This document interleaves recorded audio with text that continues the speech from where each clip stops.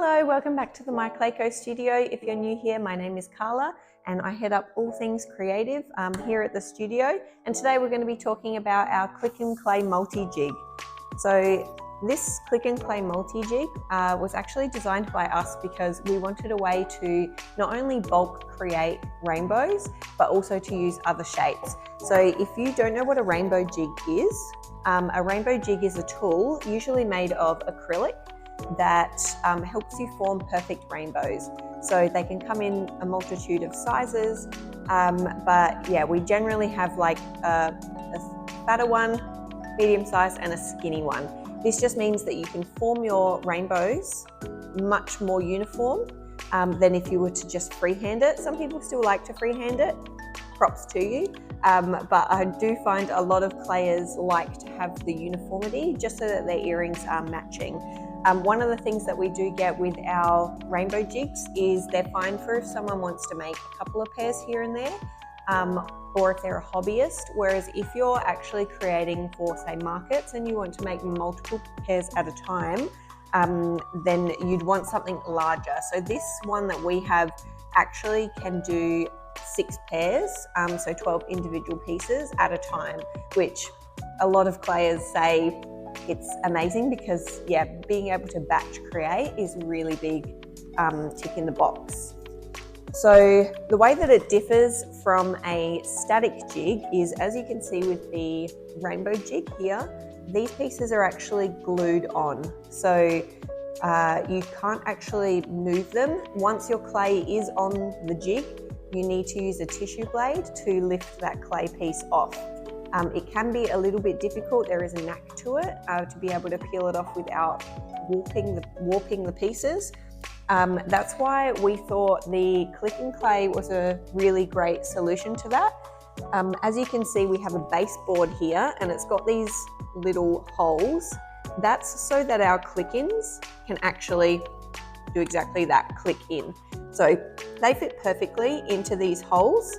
And what that means is once you're done creating your rainbow, you can simply take that piece out and you'll be able to easily slide your blade under and move it without deforming your pieces too much.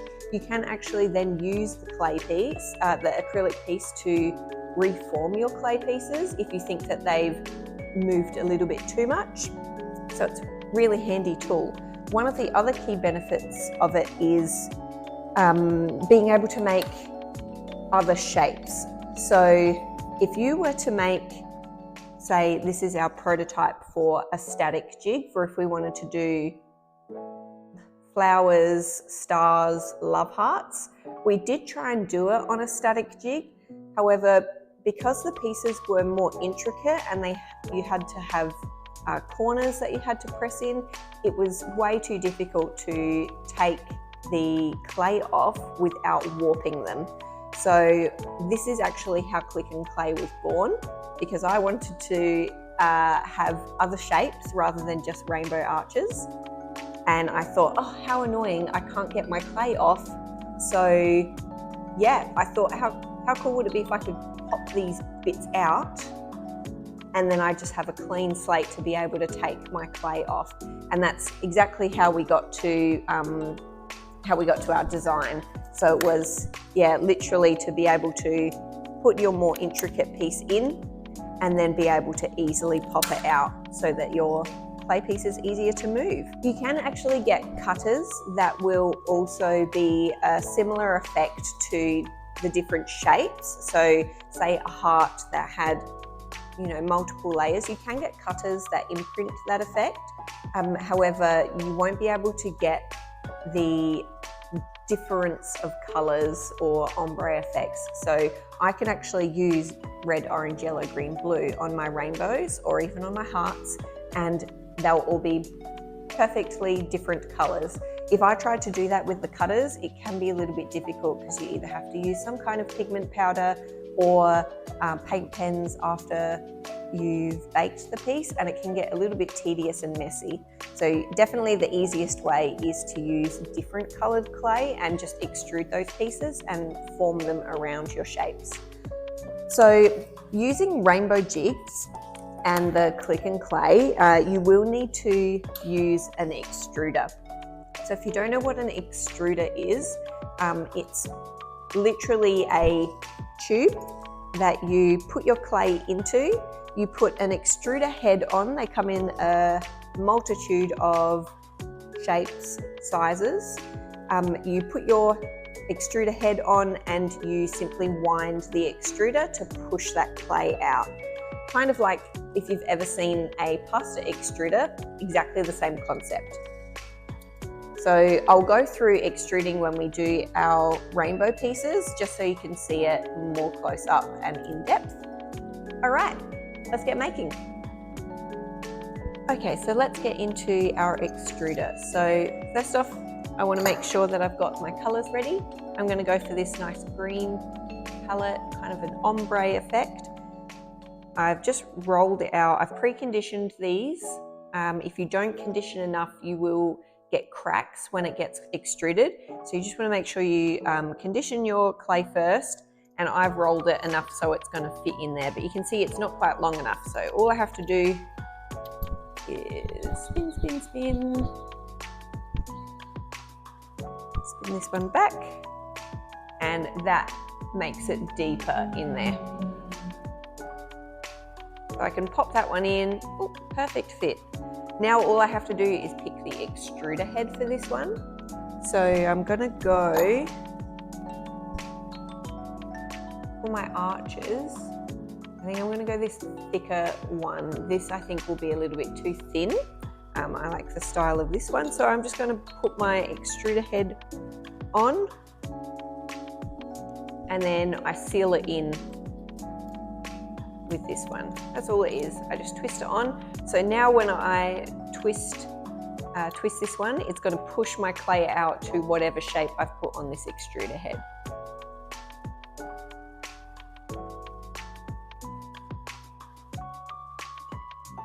Okay, and once I've done, then I can just take my tissue blade and I simply just chop that off.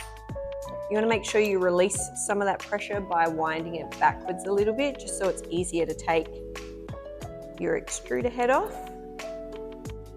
Take that one off and then just wind that back out so you can take it all out. And then I just go with my other colors.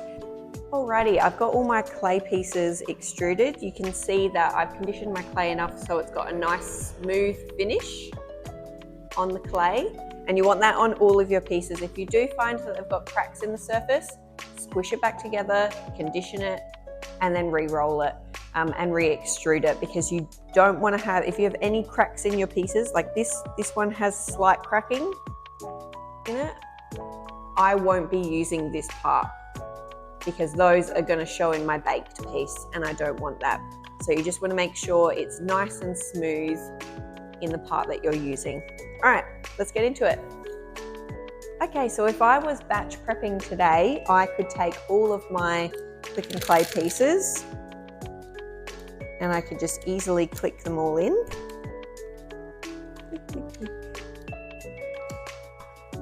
I can do, this is the other good thing, is I can also do a mix. If I wanted some skinnier arches and some thicker arches, if I wanted to do some flowers or stars while I did my arches as well, I can put whatever I want in here. The click-ins, you can just click them out, put something else in. I'm not going to do 12 rainbow arches today. That'll be too much. I'll just set it up, but I will actually just do a pair. So what I'm going to do is I'm going to start with my lightest color first, and all you're doing is you're wrapping it around to form that arch shape. You want to make sure it's nice and tight, no kind of gaps in there, and we're just lightly pressing it in. Once I've put my light color down, I then go in with my green. There we are, and the next one. And then I go in with my dark green. These have a bit of an avocado vibe to them with these colors. Okay, so I've got my arch pieces in. I'm just going to make sure that they're firmly pressed down because I want to make sure that there's adhesion between the extruded pieces. And I'm just going to take my tissue blade, and this is the great thing about this, I can line it up with the bottom. I've got a nice perfect arch, and I do the same here. There we go. Got the perfect little arch set. I'll just take all of these other clay pieces out. Now you'll notice that they don't really fall off when I've got the clay on there, because the clay is helping those kind of adhere there. So all I'm going to do is, you could take a toothpick, a skewer, you can lever it off from the bottom. I just like to use a little dotting shaping tool and poke it out from the back. There we go, I've got my rainbows. So that now means all I have to do, slide under, and I have my perfect rainbow arch.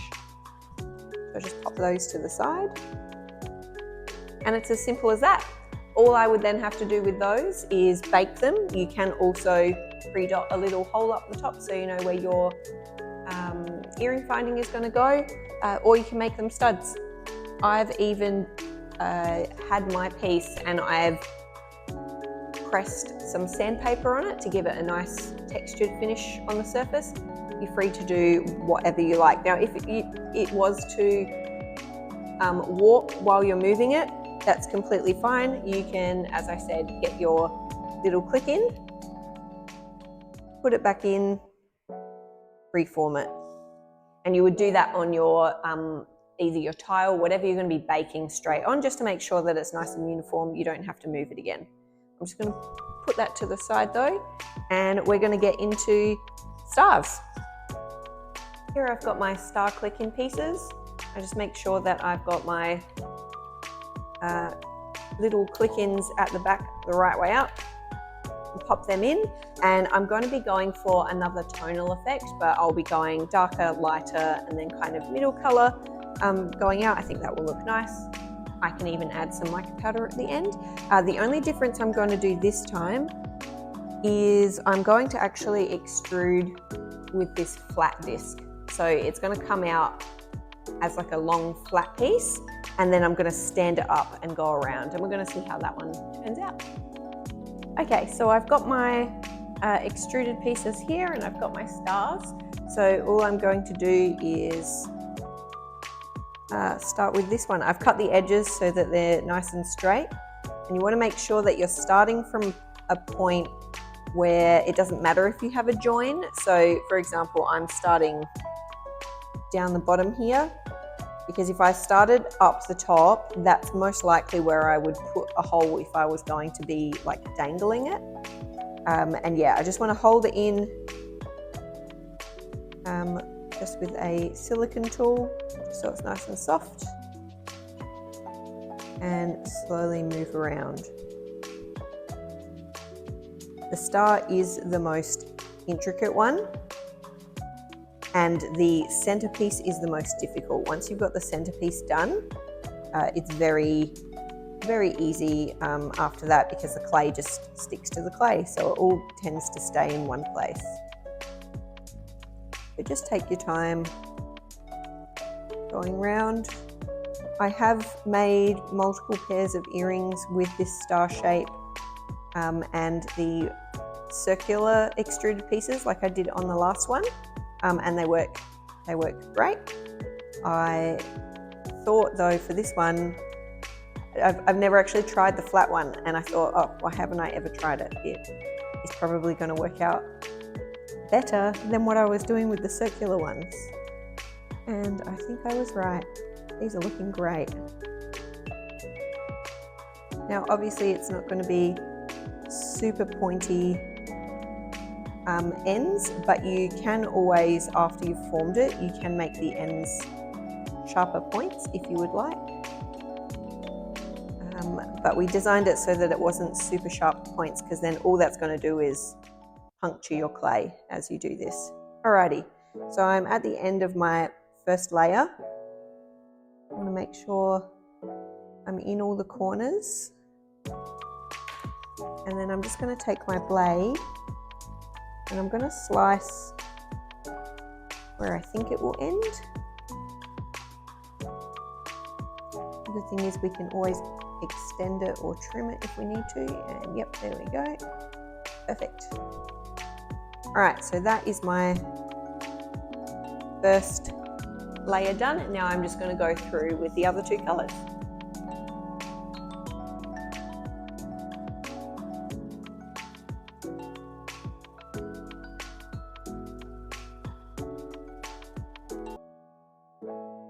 Okay, so we're going to take this one off now. So I'm just going to grab my tissue blade, slightly move it around. You can see it's going to come out pretty easy. And just pop the star away. And that's ready to go onto my tile, which I'll just grab. Okay, so transferring to my baking surface. Pick it up, pop it down. Just want to make sure that my star shape is still there. Lining that up. Yep, I think I'll go in a little bit more with that one. There we go. Now, to make sure that this is all firmly pressed together and I think looking nicer, I'm going to add sandpaper as a texture.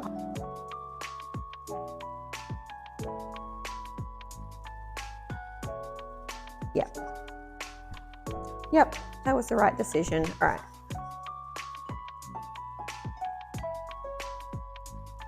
How cute is that?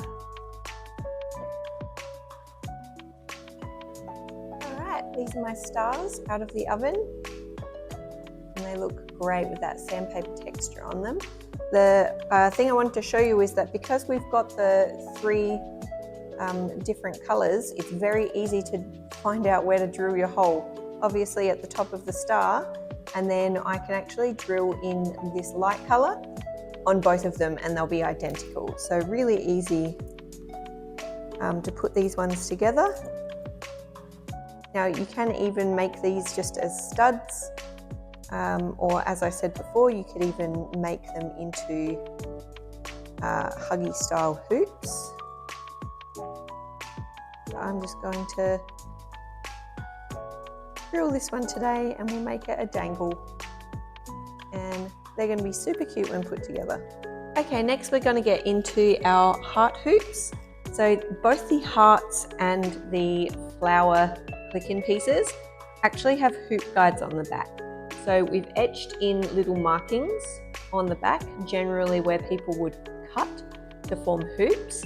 So that would be if you wanted a stud to protrude from your clay and have a piece of your clay cut out, then you can actually wear it so that it is looking like it's coming out of your ear, I guess.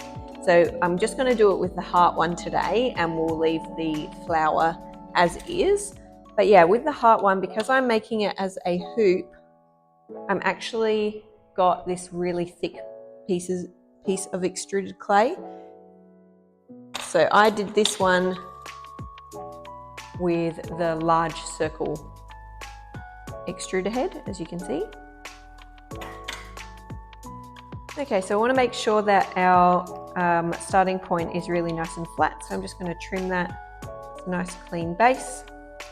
Now, because this is a thicker piece, it's not going to bend into the gaps as much.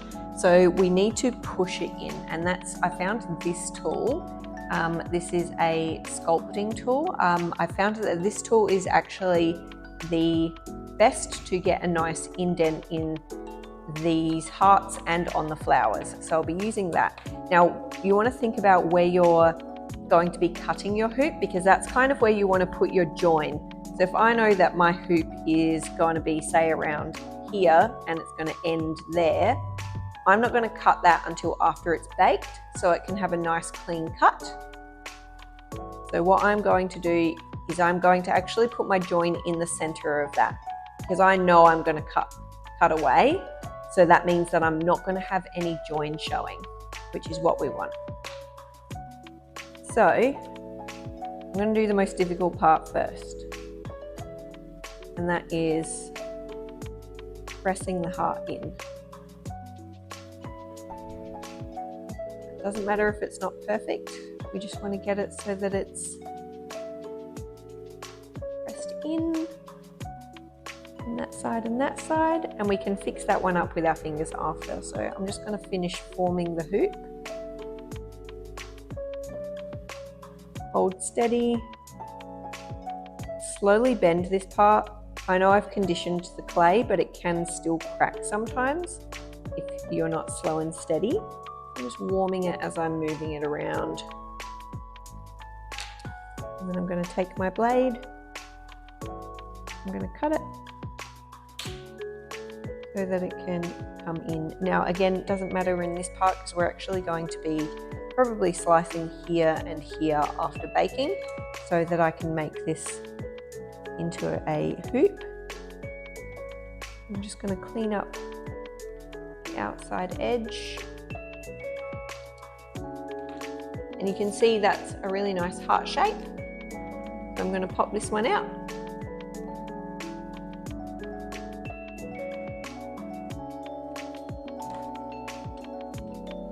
And take it off. Move it to my tile. And I'm going to reform it.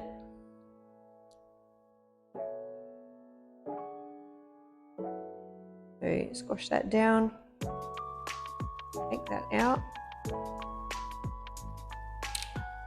And then all I have to do is push that bit in. All right, and that is going to be our heart hoop. And as I said, we're going to trim that side so you're not going to see that there.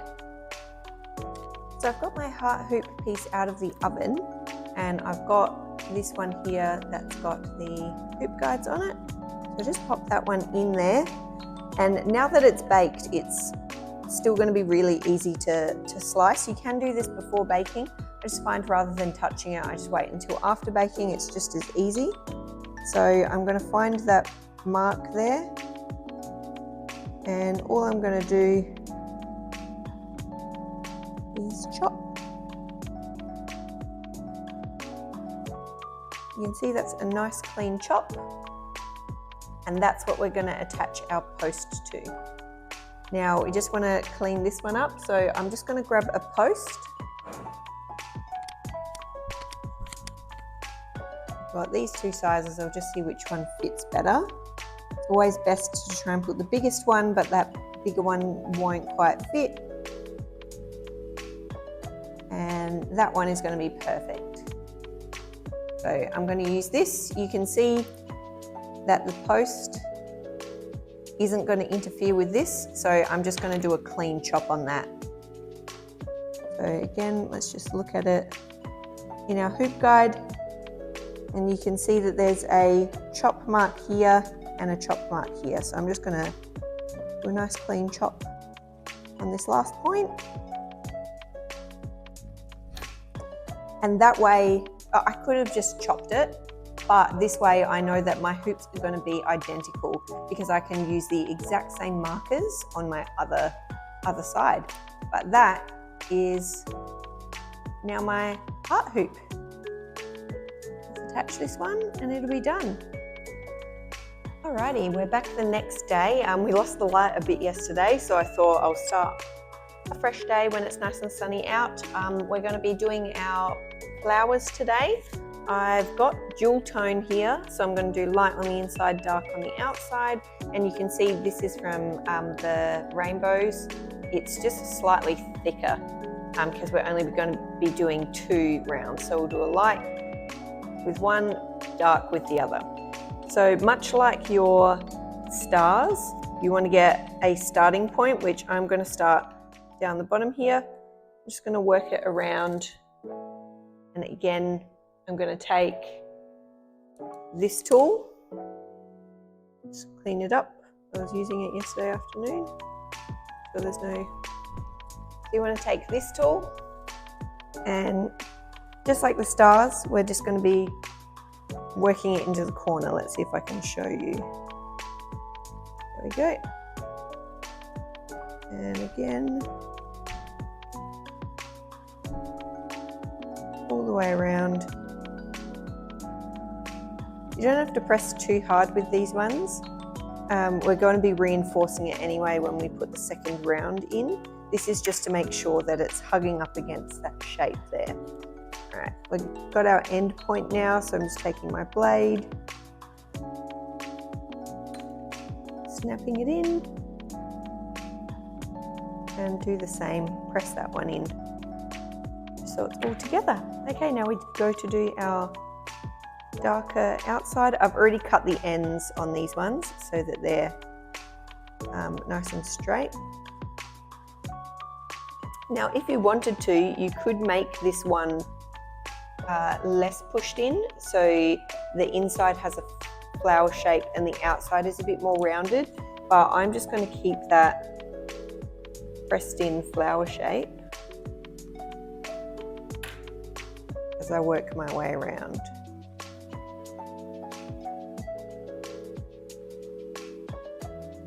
And this is pretty much it. Like, I'm going to be using these ones as just dangles, and I might even dangle a charm from the center of it. I think that might look cute, but you can do these ones as hoops, just like I did with the hearts as well, where you can actually use the hoop guide on the back, and you can actually slice into it so that you then put a post out to make it look a bit like a huggy hoop.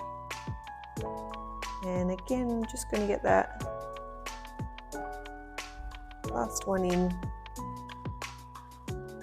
All right, this is where I just check that my forms are all correct and how I would like them. Smooth them out a bit. Okay, now let's get this one off. So I'm just going to pop it in the back and keep my flower down.